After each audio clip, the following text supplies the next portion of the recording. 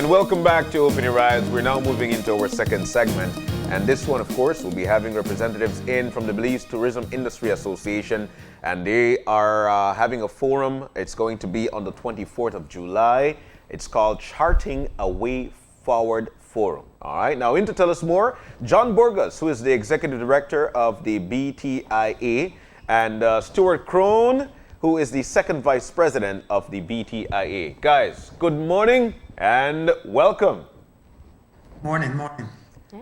And it's always nice to have you guys. And we know whenever you guys are on, it's always about tourism and how we could make things best for our country with the Belize Tourism Industry Association. Now, let's jump on into it. At this particular point, we know exactly the airport is going to be open on the 15th. And there are a lot of people anticipating a lot of things. So let's hear your part there in terms of charting a way forward. How did we get to that? Well, this initiative came to be in response to what is happening. And we're trying to sort of bring everybody together into one room and to have these discussions on these various topics that I think are going to bring some new perspectives, some new recommendations as to what we can do. And it's also about trying to bring all of our resources together and try to get everyone on the same page so that we can recover together and move forward together towards recovering our tourism industry. So tell us a bit about what's... Go ahead. No, I was going to say the fact is there's still so much that we don't know, both about the virus and about what the future holds for our tourism industry. Yeah. That I'm saying it's Zoom meetings are great and webinars are great, but until you get all the people in the same room together and have an exchange of ideas in person, it's really it's time for this kind of meeting.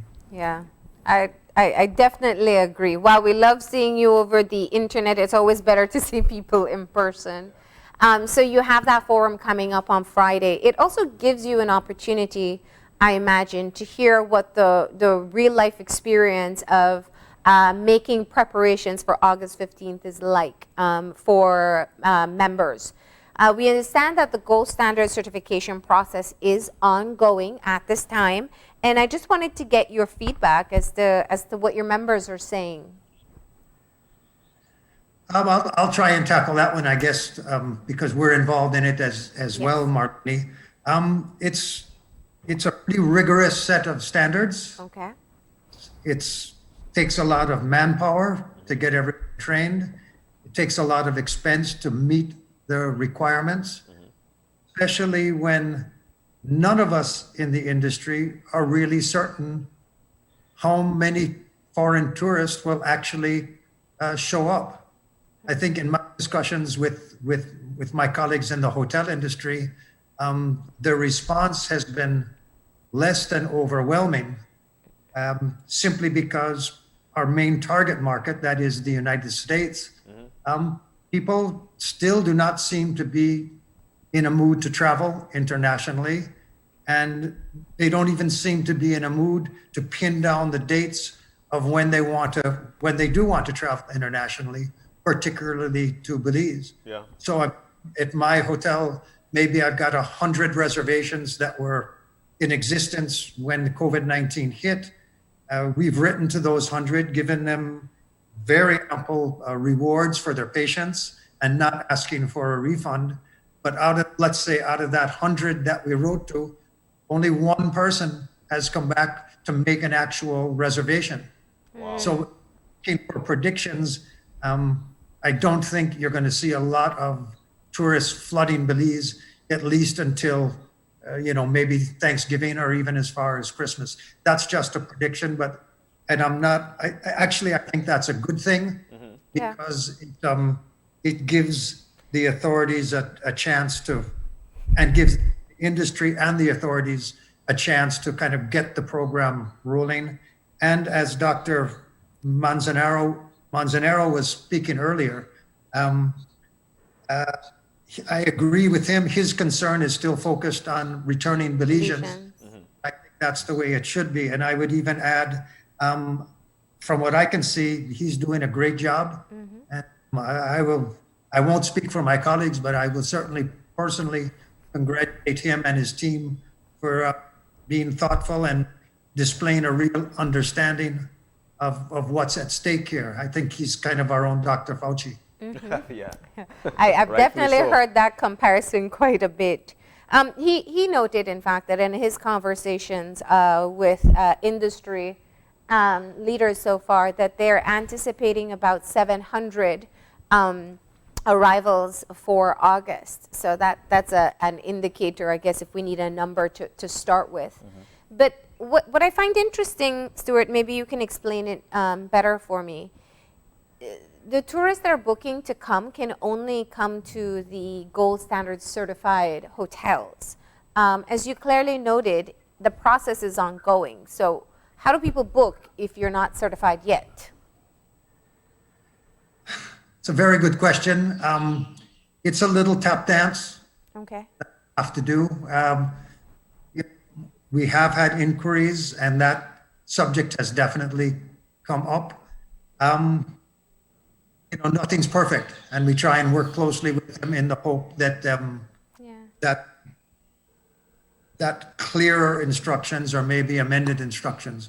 Well, but as long as people are patient, I think the biggest problem that we're hearing from people who make inquiries is the problem with them getting a COVID test in the United States. So that has nothing to do with us.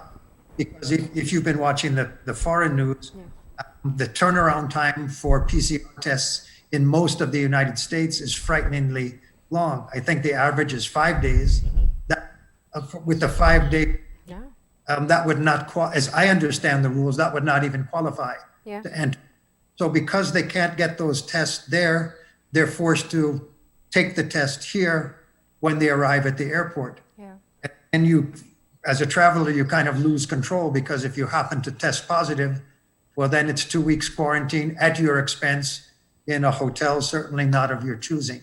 So yeah, there's some difficulties with the process, but you have to start somewhere. Yes. And I imagine this is a part of the conversation that's going to happen on Friday. I've noted the panel discussions that you've put together, and you seem to be addressing there's so many different facets of being able to restart, revive, whatever word you want to use, the tourism sector. And you seem to be trying to get the conversation started on all of them. What would you say, from your feedback from your members, seems to be the priority issue for them right now? John? John, you talk to more members than I do. Well, what can I say? We have we see that people are making the right adjustments to the gold standards, and the training opportunities are being brought forward. I've seen some people were worried that it was limited to only a certain number of properties. That only certain properties would be able to meet the phase 1 requirements to be able to open. And I know that the BTV is looking to have this property certified as soon as possible so that they can have a list. So you asked earlier about how the traveler can plan to come to Belize. So I believe the Belize Tourism Board should make a list of hotels that have already been certified. And that is what is going to be made available to the tourists that are interested. I'm not sure in which form or how they're going to make this information available, but that is what the approach is. Interesting enough, one of the things that Dr. Manzanero mentioned this morning, he's stating that we need to open, and to open in August, to him, it looks like a good start for us, because we have a manageable number of persons arriving, which is a little bit over 700. He says, and some people were saying about opening till November, and November is traditionally where the high season begins. So he's saying it's better for us to start with 700 and add in August, and not with the 5,000 or 6,000 visitors in November. We don't really expect, I know Stewart is going to shake his head, because we don't really know if we're going to get those 6,000 visitors to come in November, but we can definitely think that it's going to be a higher number than 700. 700 being a manageable figure, I think it would really provide us with a good opportunity to try out all our protocols. Because remember, protocols at the hotels is one thing. We need to look at the protocols at the airport, by the immigration, by the customs, by everyone there at the airport, because that's where everything starts. Of course. And if we don't have control of it at the airport upon arrival, then it's going to be more difficult to have control of it when it goes to the different properties countrywide. Yeah, John or Stewart, have you been given a timeline as to when the gold standards will be coming out? I mean, especially for Stewart, you're a resort owner, and you're being at this particular point put at this particular time being put in a place whereby I'm not sure. Then I'm not able to actually open up my reservations. I might not be given this gold standard. That put my guest in a predicament there whereby we don't know. So is there a timeline as to when the gold standards will start to be handed out? Well, I know, John, that the BTB has already received a fair number of applications. Yeah. So applications that are in it, it's in the hands of BTB as to when they actually get certified. I think most hotels that at least have the resources to invest and fill out the forms. I mean, there might be a little jam up at the end, but I don't see that as being the big problem. Yeah. I would tend to look at it, John, and I'm kind of introducing a new topic here, and that in the longer run, because with our main market being in the United States, and things are so unstable with regard to the virus in the United States, the real problem that I'm looking at is the long-term one. I think in the short term, most of us can get the standards together, get the hotel ready. It's not going to be a lot of business anyway. I can't imagine any hotel that I know of actually making money between now and Christmas, or at least Thanksgiving. That's the lesser of the problems. And even congestion at the airport is the lesser of the problems when we're looking at it from an industry perspective. The real problem is how soon will our main market get back to normal to the point where U.S. citizens and residents will actually want to come to Belize. That's the real problem. And it goes back to the question of you can't have tourism without tourists. Yeah. Of course. I think that's the problem that as an organization, I think that's what BTIA has been most focused on from the beginning, with trying to look at long-term financing for our members. I'm very happy to see that Beltrade has come into the picture with a good program for micro, small, and medium-sized enterprises to get through this period. Yeah. And I think the main issue is going to be how long this period lasts. I mean, it could be years, and it's the long-term survival of the industry that I think we're focused on. Yeah. So the and I see that in some of the topics that you've put together for the forum. Interestingly enough, yesterday we had a conversation with representatives from Expedia talking about what they're doing with some of the properties that are listed on them. And one of the things they did note is that what they are seeing is that people are searching with health protocols in mind. So it's almost a part of your marketing is now how clean you are or what type of safety protocols you're putting in place.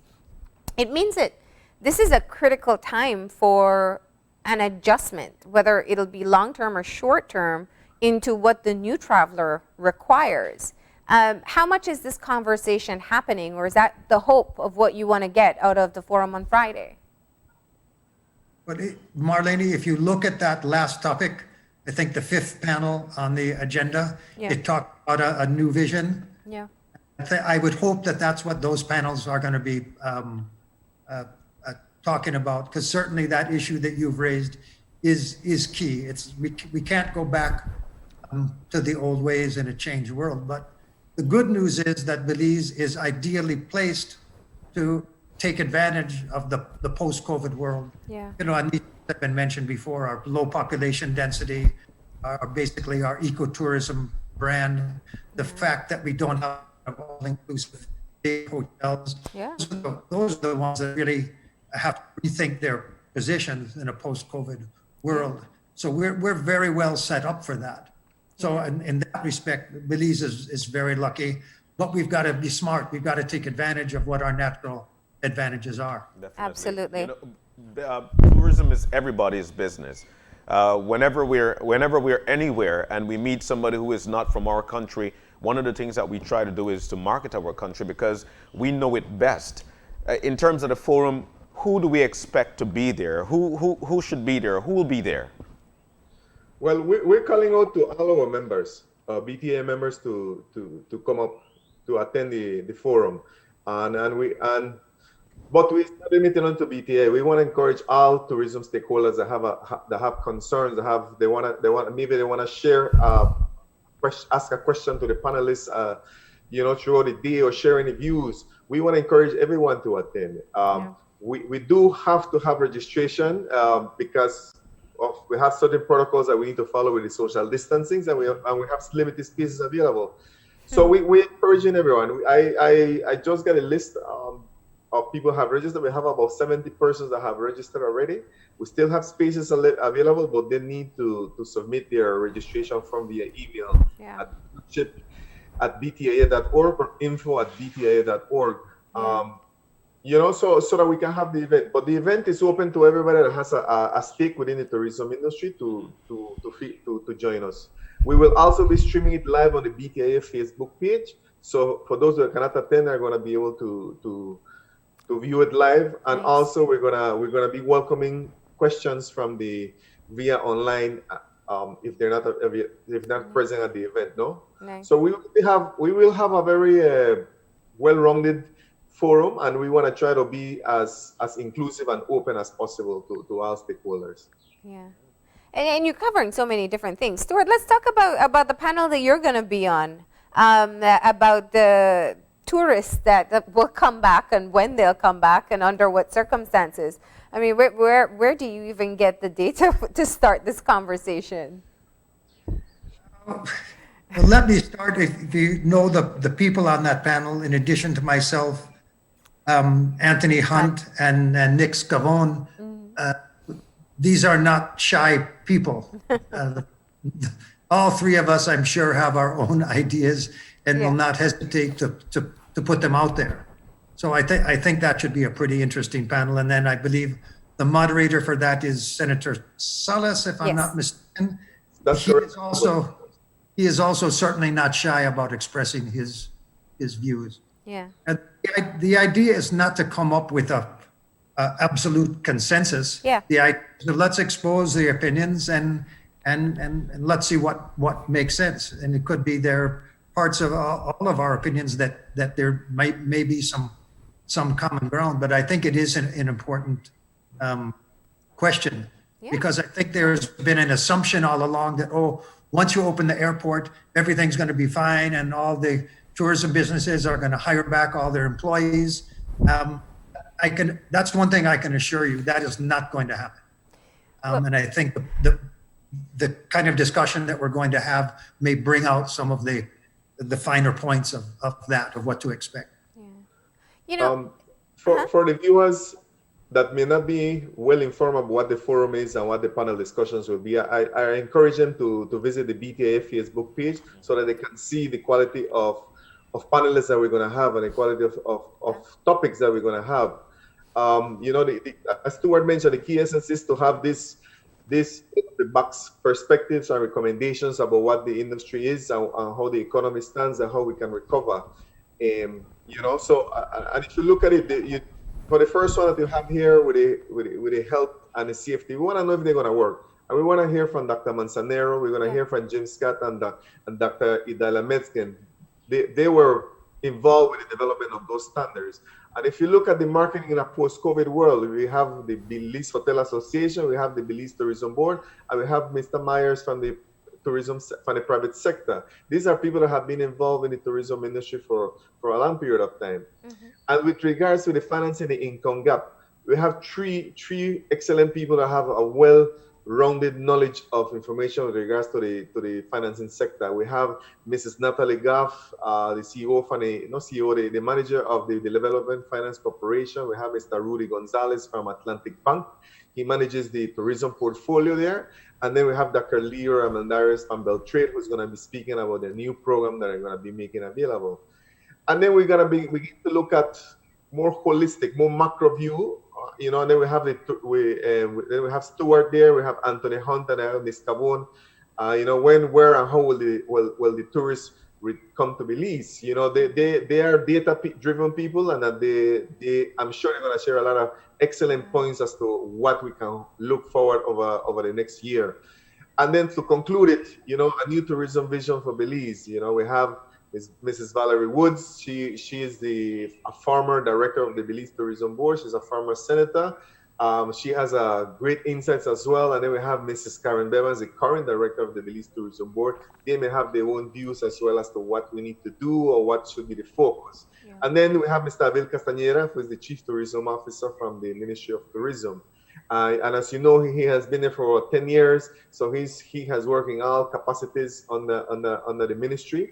And he also has a lot of views that will be shared. So if you look at each one of the panel discussions, they're all well-rounded, and we have excellent individuals there that will be able to bring forth all the right ideas and perspectives so that the stakeholders can be engaged, and then they can maybe provide with the opportunity to open their minds as to what they can look forward and what they can begin to consider for their own personal businesses to adapt to what the future holds for Belize. It's sure to be an interesting conversation, I imagine. You said that there'll be opportunities for people who are there and people who are watching online to ask questions as well. So it means that it'll be very interactive. Just let me clarify the format. We have 1 hour panel discussions. Yeah. Each presenter will have 10 to 15 minutes to present their views, and then the remainder of the hour is going to be open for discussion and for Q&A. Yeah. So people will be able to get, especially I imagine, I can see that the questions coming out from most of the topics that you've selected to cover. In looking at what happens as of August 15th, I know that there's a lot of conversation. It feels like doomsday is approaching. But for the tourism sector, it's probably a very different vantage point. Stewart, you mentioned something I think that is really important, which is with the number of people who are going to be coming in over the next month, 2 months, there really is no predictor here. How viable is it for some of these properties to be open? It's going to be at a loss if you bring back staff for, a handful of visitors. What's that conversation like right now? You're right. I will say flatly, it's not viable. There may be some of the more vertical operations, like or specialized operations. Yeah. For example, resorts that specialize in diving, okay, and resorts that specialize in fly fishing or fishing in general, because the year September and October might be very good for diving and fishing. Yeah. They might do some decent business. But I think most of the other resorts, it's no great secret that September and October are the absolute worst months of the year for most resorts. Wow. Many have closed down in a normal year. They might close for a month or 5 weeks. So even in the best of times, this is a very unprofitable time for the industry. Yeah. So for a hotel, for example, let's say if you are open, your average occupancy for those 2 months might be 25%, 30% in a good year. Yeah. So with 19 year, I hesitate to even guess what the average would be. 5%, 10%. No hotel can make money based on 5 or 10% occupancy. But there are strategic reasons to open. Yeah. For those of us who open for the local market, it hasn't been profitable, but it's been encouraging, and that gives some throughput to your resort.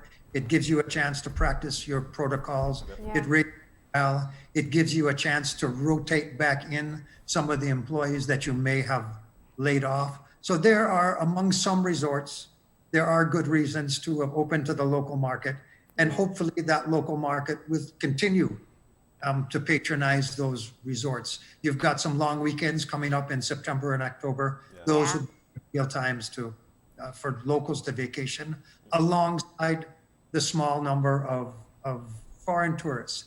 I would like to use this platform to emphasize to the entire local market.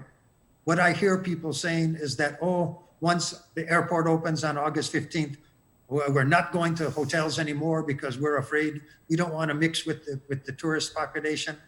Please let me disabuse our local tourists of that notion that virtually any hotel that locals might go to during September and October, and maybe even into November, they will far outnumber the foreign tourists. There is no reason for locals to suddenly stop vacationing September and October. The discounts are better than ever, and it's a proposition for them. So please don't get scared about catching the virus from this horde of tourists, because they're not going to be there. I think some people have been scared too of the disappearing local rates that they've seen.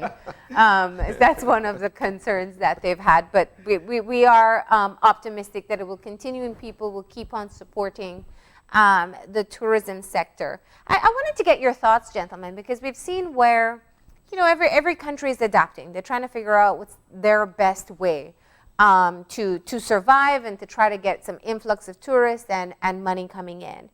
We saw Barbados shift to the invitation for work from home tourists, people who are coming for longer stay visits. Is this something that you think is perhaps a direction that Belize can look at, welcoming people who are going to come for longer than a 5 to 10 day vacation? Yeah. Yeah, I mean, I think it's very smart of Barbados. It's a very good marketing tactic. Yeah. When it comes right down to it, however, I mean, Belize and most of the Caribbean, we're already hosting people that are in fact doing that. In other words, the tourists can come in, get a 1 month visa, and then keep renewing at 3 month intervals. The charges have gone up slightly. So it's easy for people to do that. And I think certainly in our marketing, it would be a very, very good thing. Yeah, I mean, mind you, those from a industry, those kind of people are not going to be staying in hotels. They would more do longer-term rentals. Every little bit helps. I mean, it's a welcome type of business, as long as there are some safeguards so it is not abused. Yeah. Okay. Yeah. So the forum takes place this Friday. It is going to be an in-person event. It's not a virtual forum. John, you said that there are some spaces available, but I'd imagine that there's limited space because you guys also have to social distance, right? Oh, yeah. I mean, this is also a very good time for us to really implement some of the protocols that some of these properties are beginning to implement in a COVID-19 world. So we're trying to ensure that we control everything. So so we want to ensure that everybody registers prior to the event so that we know how best to monitor the arrival of the individuals and that they can be properly seated and so on. No, masks are going to be a must. And then we're gonna have our staff there. I look forward. I'm heading to Belize City today, and I'm gonna be meeting with the Biltmore staff, with our good friend Ted there, and to look at all the details of what we're gonna be happening on Friday. But the main thing that the viewers and the stakeholders can do right now, if they're still interested in attending the forum, is to register via email by sending an email at membership@btia.org or info@btia.org. So that we can finalize that registration process and you can be included. So basically that's it. And then if you're not able to attend, we're gonna be streaming it live on Facebook via BTIA's Facebook page. Excellent. So they can view. And if they want to have any questions, they can pose their questions there. But we hope that we get serious questions and not out of line questions. Definitely. All right. Well, we do hope we wish you the best this Friday, and thank you for telling us all about what's going to be happening. Best of luck. Best of luck, guys. Thank you. Thanks, guys. Enjoy your day. All right, that was a wonderful conversation, of course, with representatives of BTIA. But we're about to take that break, and coming up, we'll be chit-chatting with representatives of YMCA about their open day that will be held today. It's all about technology education summer program with YMCA when we come back.